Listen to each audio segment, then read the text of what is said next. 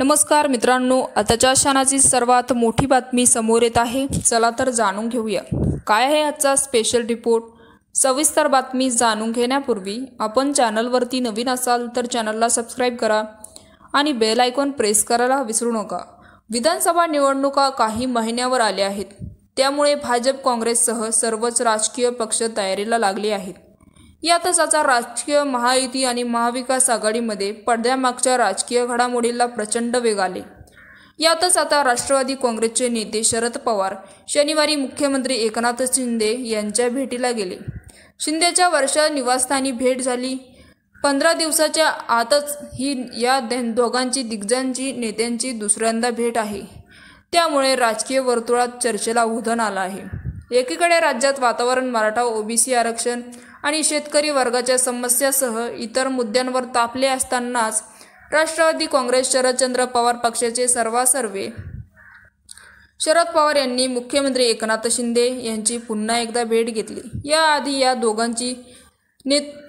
दोघां नेत्यांची 22 जुलैला भेट झाली होती आणि गेल्या भेटीत मराठा आरक्षण ओबीसी आरक्षणासह इतर प्रश्नांवर चर्चा झाली। आताच्या भेटीत विरोधकांच्या अडचणी असल्याचे आणि साखर कारखान्यांना सरकारकडून डावलण्यात आल्याचा मुद्दा आणि पाणी प्रश्न निधीसारख्या विषयांवर चर्चा होण्याची दाट शक्यता आहे।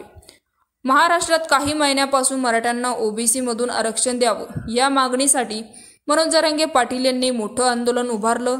या सगळ्या धर्तीवर शरद पवार यांनी काहीतरी बोलावं, भूमिका घ्यावी, वक्तव्य करावे अशी मागणी केली जात होती। आता आरक्षणाचा प्रश्न मार्गी लावण्यासाठी शरद पवार यांनी मैदानात उतरले आहे आणि मंत्री आणि ओबीसी नेते छगन भुजबळ यांनी बड्या नेत्यांनंतर भेदभाव विसरून शरद पवार यांच्या नेत्यांच्या निवासस्थानी आणि काही दिवसापूर्वी भेट घेतली होती। या भेटीनंतर शरद पवार हे मुख्यमंत्री यांच्या मुद्द्यावरून भेट घेतली असं छगन भुजबळ यांनी म्हटले आहे।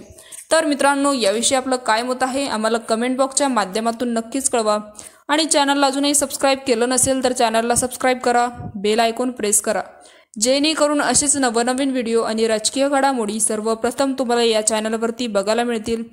तूर्तास धन्यवाद। जय महाराष्ट्र।